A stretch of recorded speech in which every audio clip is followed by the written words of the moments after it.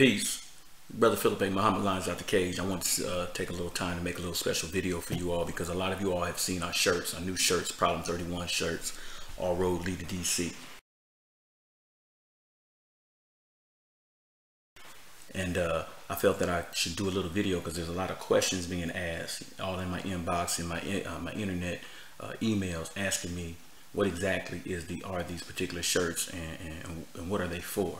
So I thought I'd sit up and make a quick little video to let you know exactly what this is about.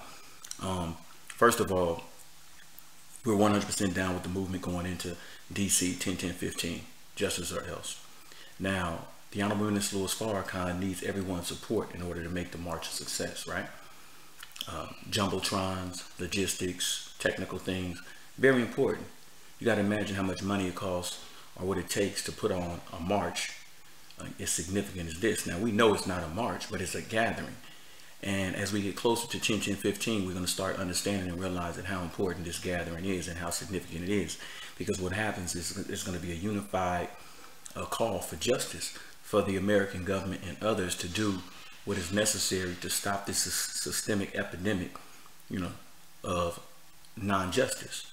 So regardless of how we feel about the Honorable Minister Louis Farrakhan, the bottom line is, who else can convene millions and millions of people, not just at the march, but via website, internet, satellite, all over the world, to say, look, man, enough is enough.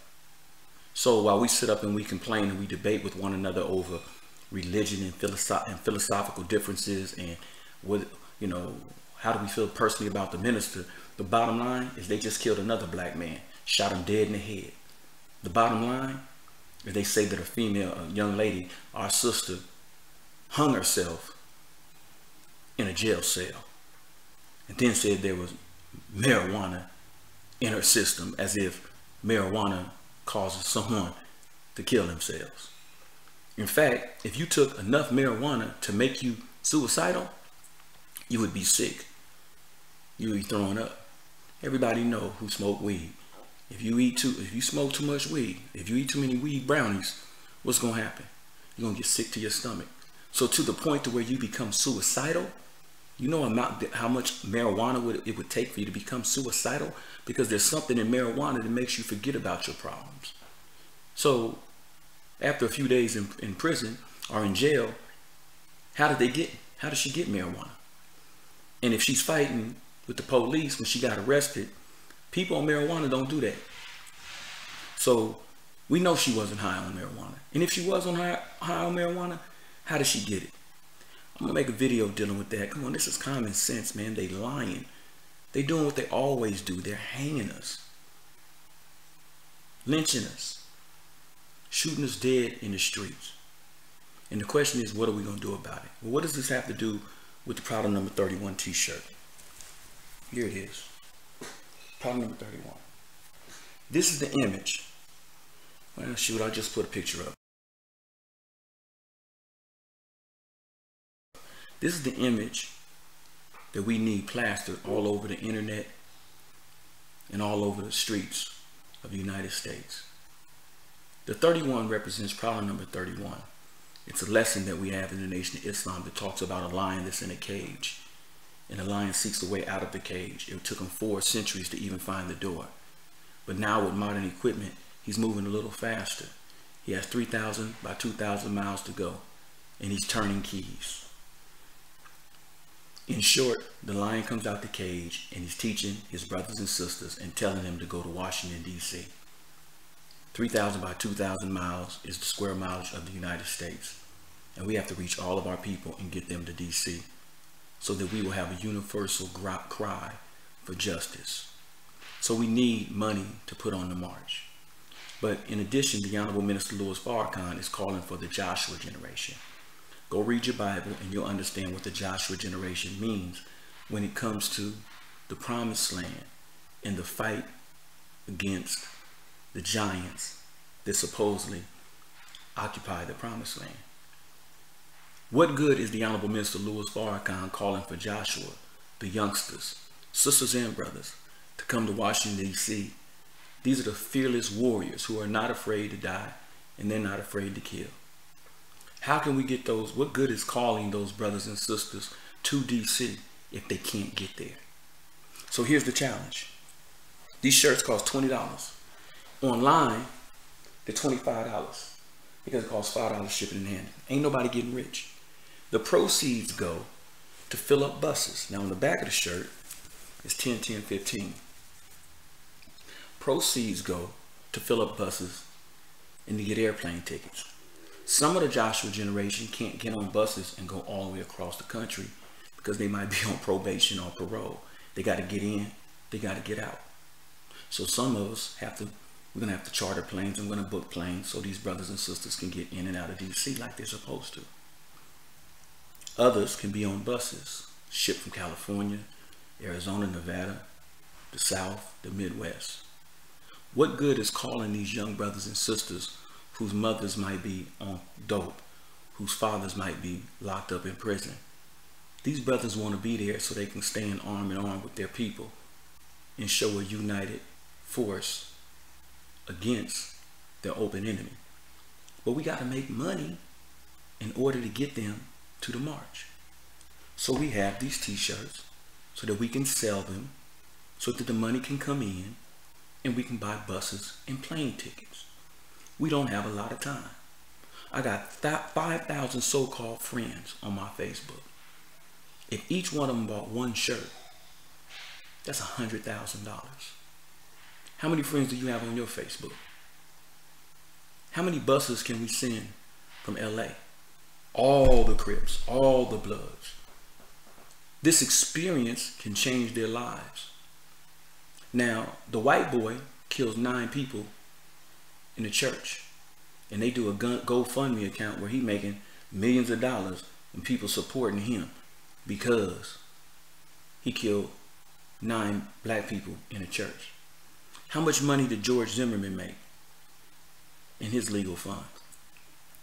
How much money is going to be raised behind that lion that they killed, which is symbolic? They killed a lion, murdered a lion, and murdered a black man. How much money is going to be made or rallied or gathered up for that?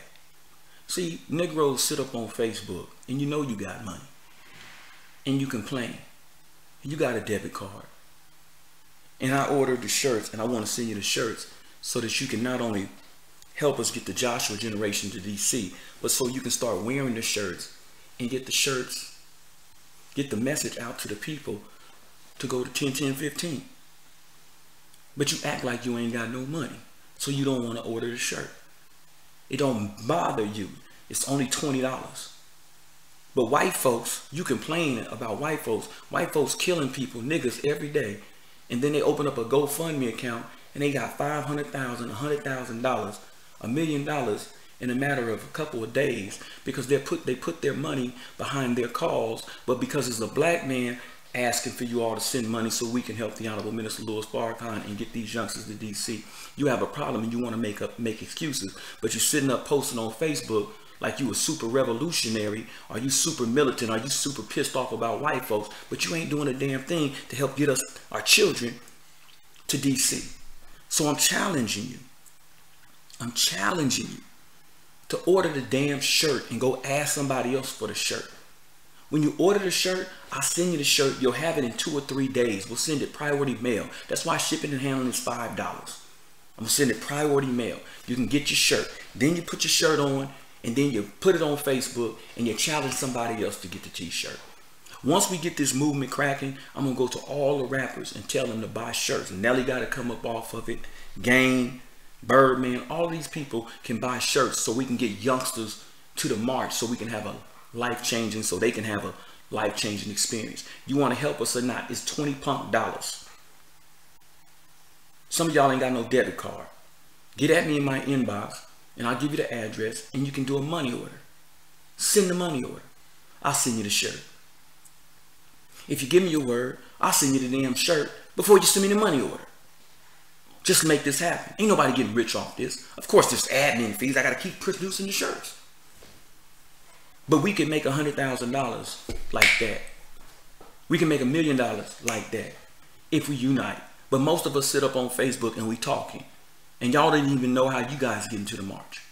So the money that we adding up and building might be able to put you on a bus and help you. Because when we order these buses and we get these plane tickets, y'all might have to get on there. So let's create a fund. Last point. Now, first of all, let me say, the 31, like I said, represents problem number 31 in the nation. But it's also, 3 represents the mother, the father, the mother, and the child are all one. Can't see it. The mother, the father, the mother, child are all one. Okay? We're trying to get everybody to DC. We don't understand the significance of a united front when we go to DC and stand on their front line and tell them justice or else. This is a universal cry. Quit being so soft and come up off them ends. You spend money with white people every damn day, and you gotta haggle and budget and to come up with 20 punk ass dollars, as if you give $20, you're not gonna have no money after that. Trust your brother. We have to get the youngsters to DC. The money has to be made to get brothers and sisters to DC. I need your support. So go to problem31.com. Problem31.com. We're fixing the website right now because it doesn't have where you can choose the size that you want. But after you do that, choose the size that you want, right? If you can't choose the size that you want, hit me in my inbox on Facebook or go to philipamahomet@gmail. philipamahomet@gmail. Let me know your size and let me know your address. But we're going to fix the website as soon as possible. Let's do this. I'm challenging all of you. Let's get it cracking. All of us can be responsible to get the brothers and sisters to the march. They're killing black people left and right, and it's going to get worse. Now, I'm attaching to this video an interview that I did with a young brother who's an ex-Crip gang member. And his name is Joshua, for real, for real. And Joshua, if you listen to the video, the interview, Joshua has 3% use of his kidney. He doesn't urinate. He can't urinate. That's how bad it is. But every day, and he blows me up asking me to get in the streets so I can work with him and his people. I'm busy. I got stuff to do. But he always wants to get in the streets and work and bang for Farrakhan and his people. He created his own non-for-profit called Off the Block. In the 4th grade, he got shot. His whole life has spiraled out of control, but he got it together and he's right and exact. And because how he looks, he's getting hated on by his physicians, you know, the doctors. They won't even tell him his blood type. He's not even on a donor list. He has 3% use of his kidney. He can drop dead at any second, any moment. But every event I do and everything I do in the community, he's right here on my right-hand side. I'll put a picture up of him. And you look at this video. So in addition to funding the Joshua generation and getting them to DC, these funds also have to go to get him to see a real doctor so that we can maybe fly him into another city, into another state, so we can get a real diagnosis, so we can know what his blood type is and what his kidney, what he needs as far as his kidney is concerned, so we can locate and find a kidney for him. If his blood type and his kidney matches mine, I'm going to give him one of my kidneys. Praise be to Allah. But we have to have working capital in order to make this work. And all y'all sitting up on Facebook, I don't mean to be disrespectful and rude, but this is serious. And you spending money every day, and we need your support. There's no way in the world that white folk should be supporting George Zimmerman and that other maggot that killed them 9 people in the church, and the rest of these savage ass white boys who's murdering black people, or supporting a lion fund. They're coming up with thousands and thousands of dollars to help a dead lion. But we, the so-called conscious network, or the community of believers, can't come up off them chips. That's whack juice. I challenge you. www.problem31.com. You'll have your shirt in 2 or 3 days. Check it out. Take a picture with your shirt on. Post it. Challenge everybody to do the same thing. We don't have a lot of time. Quit being selfish, quit being niggardly, and come up off them chips. All right? We got more events in Phoenix that's coming off. I want to be in your cities, in different cities and hoods. I got a lot of work to do. We got a lot of traveling to do. If you want some of these shirts in your city to create fundraising to help do the same thing, to get people to your buses or get people to the march, let me know. I got it covered. I don't mind sending you 1,000 shirts if you're going to put them to work and do what you got to do. Philip A. Muhammad at Gmail, www.problem31.com. The shirts are $20, add $5 for shipping, and let's make this thing happen. But I want y'all to look at this video and look at my little homie, Brother Joshua, and listen to what he's saying. And ask yourself, what's the coincidence that this brother is named Joshua and the minister is calling for the Joshua generation? This brother represents justice or else. This brother represents the Joshua generation. Spread the word. Let everybody know. This man needs a kidney. He needs money. He needs a doctor. And we're the only one he has. So you can play with it if you want. And if you don't want to help our people, if you ain't serious about this, step your ass off of my Facebook page. Leave me alone. I don't want to hear it. Everybody's talking about single retreats. Everybody's talking about getting married. Everybody's talking about frivolous BS. This is wartime. Get your damn mind right. Half the shit that you talking about don't even matter. If the black man ain't talking about 10, 10, 15, what the hell you want to marry him for? If the black woman ain't caring about her nation and want to build a strong nation and is not talking about 10, 15, 10, 10, 15, why are you even wanting to deal with these people? We're being killed. And niggas is walking around and acting like this is regular. But then you're on Facebook posting, oh, this is terrible, this is terrible. Well, what you gonna do about it? And for those who criticize me and criticize the Lions Out the Cage for us doing what we're trying to do, what is you trying to do? Support us. And go on with that old crab in the barrel bullshit. Help us. I know I can be nice and say sweet words, but if I need to butter you up for you to do something right for your people, and these maggots and these crackers is funding each other for killing niggas, and I gotta kiss your ass, man, the hell with you. Kick rocks. Please, I ain't got time to delete all y'all off my Facebook. Just get rid of yourself. Go somewhere and cut your throat. You're an enemy to our nation. And I understand if you ain't got no debit card, because some of us got overdrawn credit checking accounts and, you know, bounce checks and stuff, so we ain't got no. But you know somebody who do. Quit playing and make it happen. And I swear to God, by Master Fard Muhammad's permission and his exalted living Christ and the Honorable Minister Louis Farrakhan, we're going to do great things.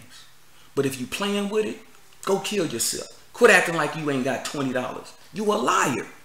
Handle it. If you can't support what it is we're trying to do, and the Honorable Minister Louis Farrakhan, man, I really ain't got nothing to say to you. You whack, super, double, triple, quadruple whack. They killing us. We ain't asking you to go kill nobody. We ain't asking you to pick up no guns. We asking you to let these brothers and sisters who never left their cities, who never left their neighborhood, go and experience something that can change their life. But you want to sit up and complain. I got something for you, because I want to break down this sister who got killed, Sandra, in Texas. We need to break her down. And this brother who got killed recently. Got a lot of work to do. And for everybody who's in the Phoenix, Arizona area, this Saturday, we have another event called Calling All Men. The elevation and the protection of the black woman. I want to see the black woman and her children, and we want to give you some truth that will blow your mind about your nature and why the real fight is over you all. And I want as many black men in Phoenix. I don't care if you're a Crip, Blood, Latino, Muslim, Christian. I want as many black men and Latino men there as possible, because I want them to be surrounded, the sister surrounded, while we teach her. And I want to recommit these brothers and sisters to the process of saving our nation. More information is going to come on that. That's going to be this Saturday at East Lake Park at 2 o'clock.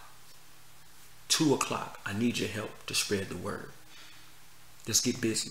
If you want to aid and assist in that project, hit me in my inbox. If you want to do these same exact projects in your city, very, very easy to do.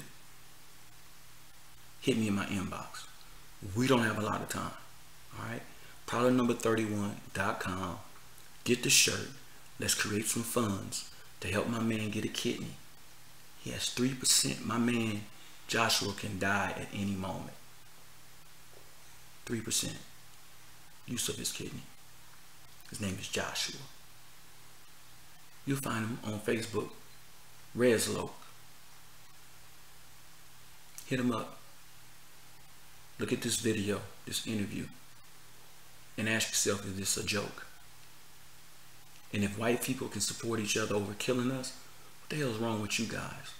Quit being weak, quit being pathetic. And I swear to God, whether you're Muslim, Hebrew, Christian, or whatever, man, if you can't support your people and you can't help, to hell with you, man. You just super whack. Get the hell away from me. Get out. Dude, I'm really, I mean, for real. I'm not all that. I just want to help our people, and we don't have a lot of time. All that crying and posting and a million comments about how white folks is killing us, but you know and I know we ain't doing a damn thing. We ain't doing everything that we can do. PhilipAMuhammad@gmail. www.problem31.com. Order your shirt.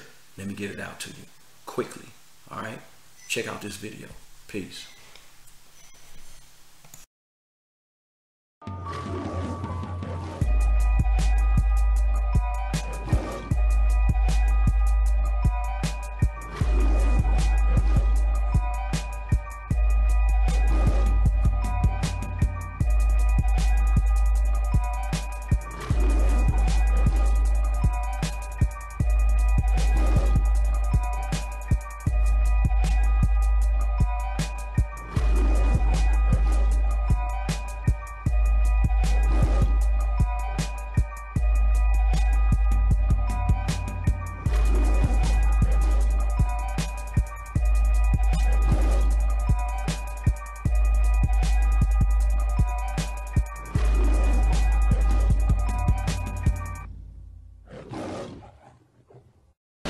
Yeah, peace. I just want to spend a little time with you guys, man. The Lines Out the Cage listeners, the broader Facebook, cyberspace, Muslim community, red, black, and green, black nationals, gentlemen, you know what I'm saying?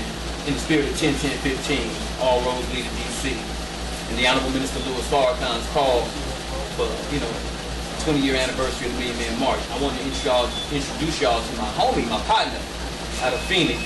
This is my man Joshua. Now I'm gonna let him give you his other name, but this is my man Joshua. And understand something, as we're talking about Joshua, we're dealing with the Joshua generation. So we know that there's no mistakes and there's no accidents or coincidences in the universe. So everything happens on time and in time. But this is my man, Brother Joshua, who I want to speak to you all about. And first of all, Brother Joshua, thank you for coming and holler at me. This man right here is 100% down with the Honorable Minister Louis Farrakhan. He in the streets. Ex-gangbanger.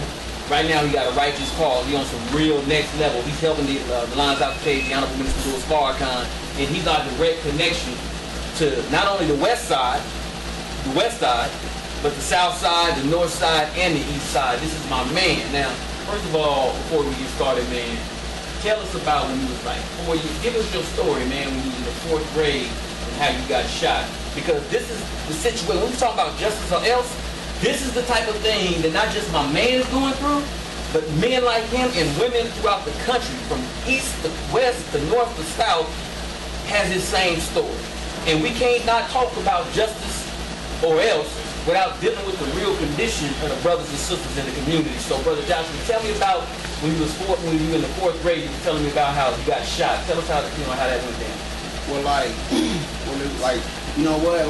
in South Phoenix, everybody pretty much know at South Mountain High School, we used to have riots, black and brown riots, that was in high school, which it started, in grade school, in the community, in the mountains, and we all went to Bush. And we used to have Bush's Elementary School. It's a Bush's Elementary School off of 7th Street in Euclid.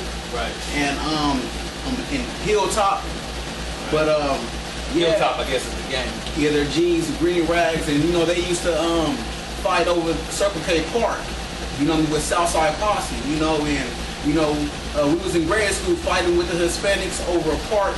We used to get our school shot up, you know, at recess. They used to shoot at our teachers. And, you know, I guess because I was one that I used to fight the younger ones, one day, everybody know the day before Thanksgiving is always on a Wednesday. Thanksgiving's on Thursday. You know, we got early dismissal, so we were walking home from school, and in a group, we were just walking home, really playing like children. And you know, it was a Hispanic. I guess he was in his room through his window and looking at us with his scope, and he decided to pull the trigger, and he shot me in my back, and you know, it grazed me, but you know, they said if I was like 2 inches to the left, it would have went through my heart. And like the funny thing about it was that I used to play on that street next door to the person who shot me every day. He used to watch me, and one day he shot me for no reason. Right. Same thing. Now, how old were you back then? I was in 4th grade. 4th grade. Now, after that, then what happened? So it grazed you, but that had to be traumatic. I mean, so how your life going after that? Well, after I got shot, I started having flashbacks, you know, which to the point where my family, my mother couldn't even wake me up in my sleep without me swinging on people or swinging on her, you know. So it messed up my mind. And then it made me not afraid to be shot, because I know how it felt to be shot by a bullet. So, hey Mario, we doing a video. He said, I own the place. I know he's the owner, but like, you know what I'm saying? We love us, Mario. Let's show the video. Go ahead. Finish up. That's right. Yeah, but you know, it really changed my mindset, you know, and I already grew up, you know, seeing everything that, you know, a lot of shootings and killings and stuff, and now, you know what I mean, it was more like, you know, I wasn't even scared of being shot anymore, you know what I mean? So, you know, really I lived my whole life trying to die. How old are you now, brother? I'll be 30 in September the 4th. Praise you to Allah. So, man, you came a long way. Now, did you go to the penitentiary? No, I got away with my criminal activity, sir. Don't talk like that, and then they'll start thinking we white. we keep it 100, man. Don't call me sir, man. I'm your brother, man. Yes, you can say yes, sir, like that, but sir, I ain't a probation officer and shit. I'm your brother, right? You don't act like we don't know each other. Come on, man. We about to go get in the streets right now. Right. All right. Keep it 100. This ain't no photo op. You my brother for real. For real. We in the streets for real, right? Yes, okay, so let's get that under control, sir. All right, so now, check it out. All right, so check this out. Now, it's very, very important, man. Tell me the story about your kidney situation, your health situation. Let me know what's up with that, man. How did that even happen? First of all, let the people know what your medical condition is right now, and then let me know how it got like that. Well, I'm on kidney dialysis because of renal failure, because of high blood pressure. And I actually, around like 17 years old, I found out that I had a rare kidney disease that I'm not gonna pronounce the word, what it's called. But I could have done something about the condition, but I never did. I kept living an unhealthy life with an unhealthy mind, unhealthy spirit, and you know, it landed me on dialysis. You know, my kidney shut down. My blood pressure was so high that I lost my vision. I'm legally blind. It started shutting my arteries down, you know, and I have 3% function in my kidneys now. Right, 3%. Yeah, I've been on dialysis for 6 years now. All right, so now you're here in Arizona. What's your situation? Because you were telling me about how, because of your history and how you look, how the white folks and everybody at the hospital, how are they treating you, and how is it making you feel when you're in your situation as far as getting medical treatment? And let us know about your situation as far as you being on the donor list to get a kidney. Well, like, because of my appearance, and like, you know, that like a lot of these people in the hospital, they don't want to deal with me. They're afraid of me, so I always ask the question, how are you going to help me, or help me when you're afraid of me? And I had, you know, words because I haven't been being cared for the whole time. And the whole entire time they haven't been caring for me. When they realize that I have a mind, I'm not stupid, and I know things that I'm talking about, and I've been on dialysis for 6 years, and then they just wash their hands with me because they figure I can't do anything about it. So I've been through a lot of stuff with these hospitals and dialysis facilities where they're just not caring for me, and I really feel like my life is in danger dealing with these people. Now, how long you think we got before I'm gonna really need a kidney, man? What are they saying? I only have 3% function, and like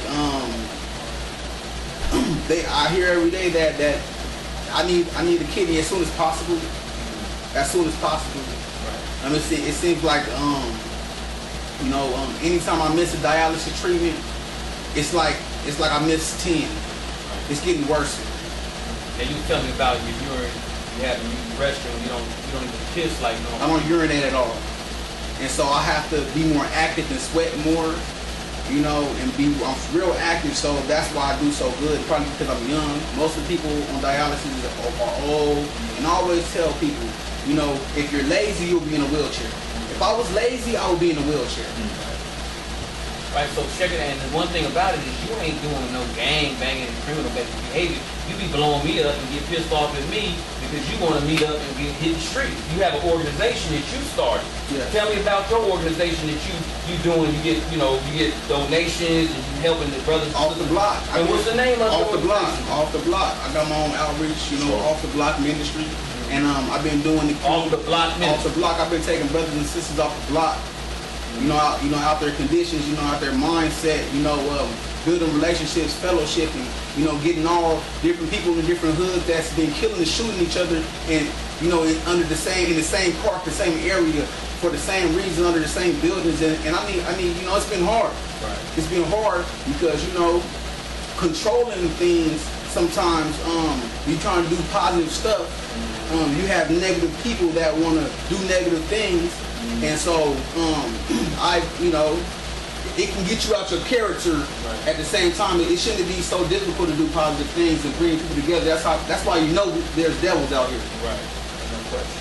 Now let me ask you this, brother, because we talked about the kidney thing, but you was also telling me about that you have a stent, you have something in your chest. I have a catheter in my chest. I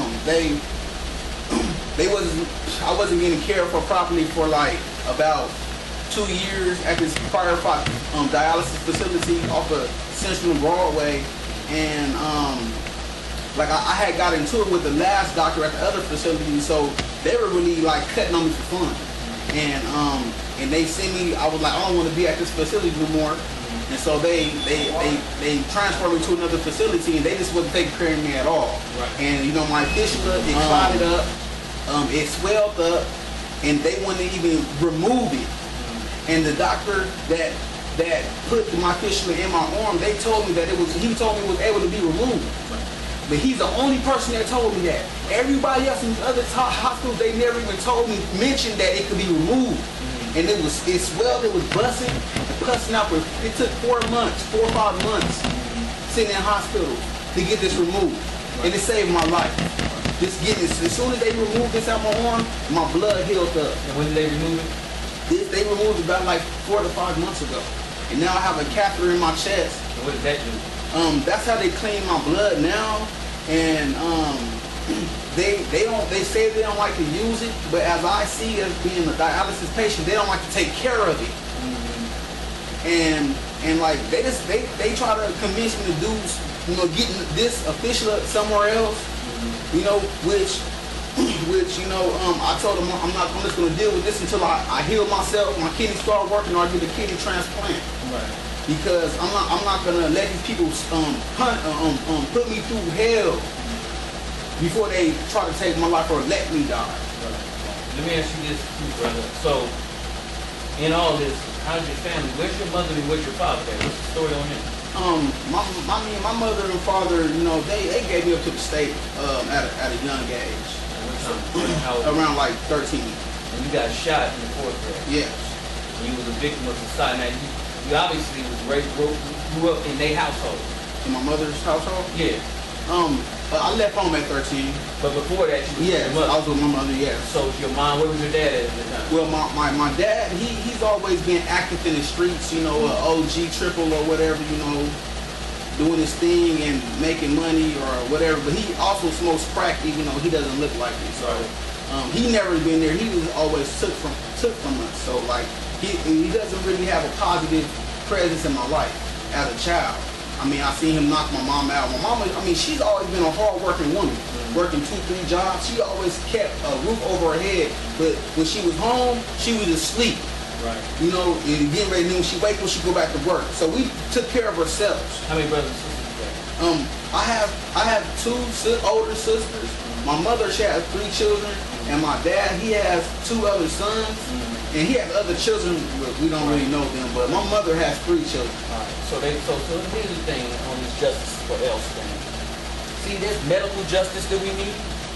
Justice for medical. You know what I'm saying? Right. Yeah. I mean, man, you need justice based on the medical situation, right? Yes.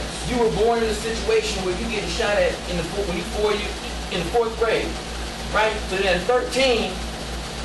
You given up by your mother and father, and we know that they victims of the same system. They gave up. But you the fruit from that tree. Yes. They put you in that position, right? So we need justice. This is a lifestyle that is bred in this country, specifically in this particular state, right? Arizona. They didn't give a damn about you. Right. And it seemed like there was no brotherhood, there was no sisterhood, there was no family. There was a hood, and y'all did the best y'all could, but you know now as you come into a greater understanding what being black in America is, you understand that was like a negative type of lifestyle. We're not hating though, because they gave us love, and we love the hood, right? Because they victims too, huh? Yeah. All right, so this is my thing, man. We need medical justice. Justice or else. We need family justice. We need to be able to correct these situations that's producing a chain reaction or a culture of death. Now, you didn't get, all praise due to Allah, you didn't get shot, killed, but you got a kidney that's slowing you down and making you, it can kill you slowly. Right. And all you need is a kidney. And we got 40 million or more black people in America, and we ain't even talking about the numbers that we got 4 billion, 400 million, you understand, that we can get you a kidney. So, do you know, I asked you to get the information as far as the blood type and the kidney type. You had that information yet? No, I mean, I'm something. Okay, well, we got to get all that information out. And listen, man, the Honorable Minister Louis Farrakhan recently brought up a sister, remember? And he was talking about giving kidneys. And there's a couple Muslim brothers that gave each other a kidney. You understand? This is not an accident that right now we can give each other life, literally. You see what I'm saying? And so it's like for one person, we got 2 kidneys. You might give up a kidney and be like, well, what I'm going to do if the other kidney go out? Well, we got brothers that can give us more kidneys. We can pay this stuff as we go. But the bottom line is you rolling with the minister. You coming up out of the condition that you in. You blessed by God. You rolling with us to the million-man mark. All I'm asking is for brothers and sisters to think about, man, don't even think about it. Make it happen. We got it. Listen, 3% of your kids. My man is out pushing flyers, getting with us, the LOTC, rolling with the nation, bringing other Crips and Bloods into the nation and making sure they get to the march. Sure. And he don't even piss. What's our problem? He walk around, he gets mad at me if I don't answer the phone and stuff. This man get on buses to go to kidney dialysis and all this other stuff. He argued with white folks. Ain't nobody on his team. He didn't produce, he's a fruit that came out of a tree that he didn't plant. White folks planted this tree. And he's the fruit. And we need some justice, man. So I'm asking y'all, man, listen, first of all, we got, what kind of insurance you want? Mercy care. Okay, so first of all, we got to get a right doctor. We got to get a real, I didn't say white doctor, even though we'll take them too. I'm not saying we can't make use of white folks. I'm saying we got to make use of white folks. So we got to get us the right, correct doctor to diagnose the brother, to make sure that we have time frames and we know what you need so we can get that done. That costs money, family. He needs, if they ain't giving him care in Arizona, he need to get on a plane and we need to send him somewhere where he can get some treatment in the process so we can get the actual facts. And we need brothers and sisters to go to God, Allah, Jesus, whatever you call your Lord, and ask them to give you the strength and the heart and the spirit to give something. I gotta know what you got. What is your blood type? What is the kid? So I can see if I can give you mine.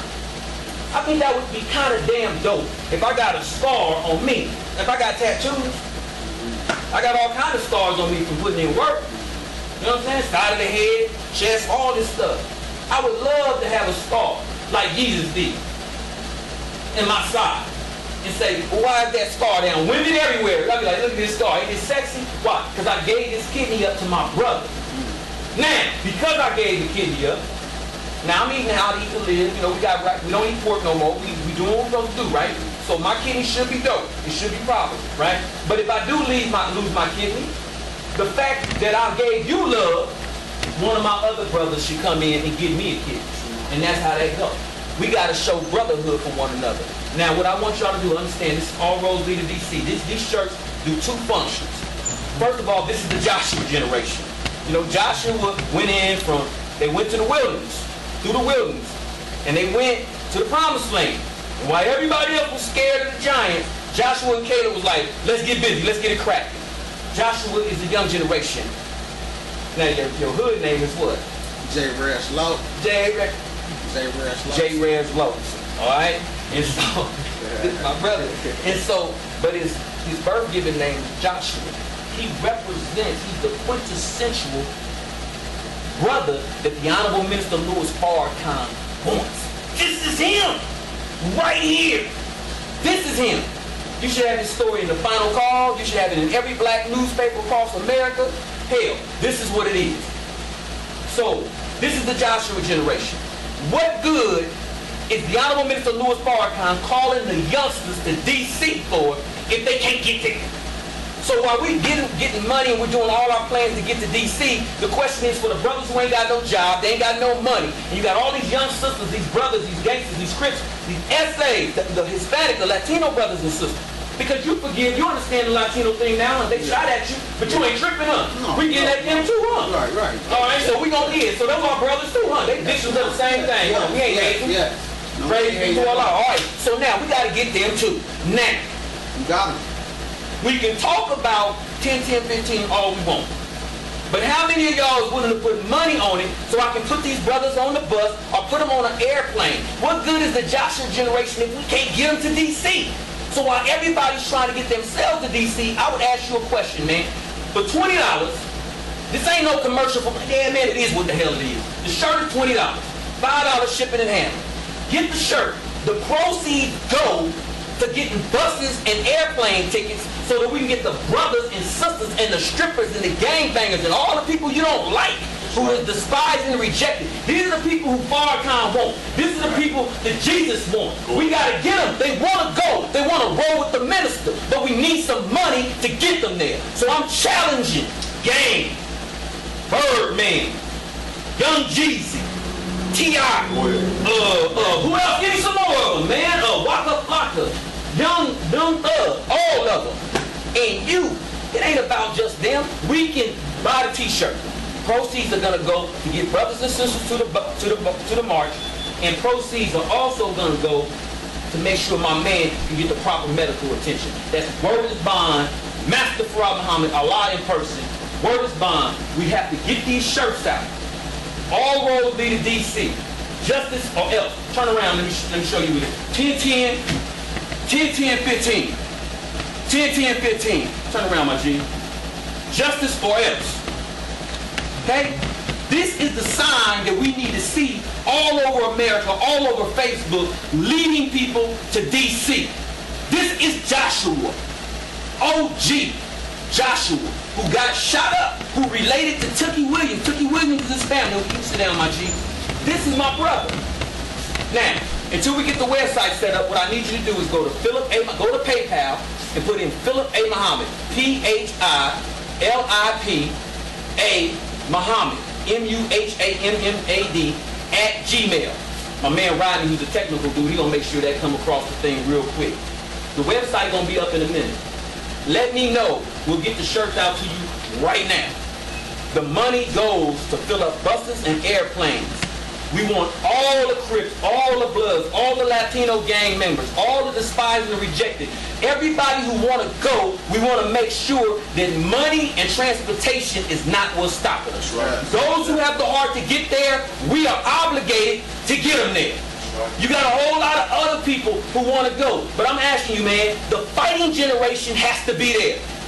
This is the fighting generation. I love you, man. We're going to keep cracking. Listen, also, what is it, Saturday at 4:30. Yeah, the 25th. At the 25th at East Lake Park. 4 o'clock, 4:30. The name of the lecture that we're going to give, the presentation where my man's going to be here, we're getting all the Crips, all the Bloods, all the Latinos. We need your help. And it's going to be Ustream. So my man, Brother Rodney, going to put the Ustream up too so y'all can check it out. Listen, the name of it is, This World is Coming to an End. The Plot to Kill the Black and Brown People.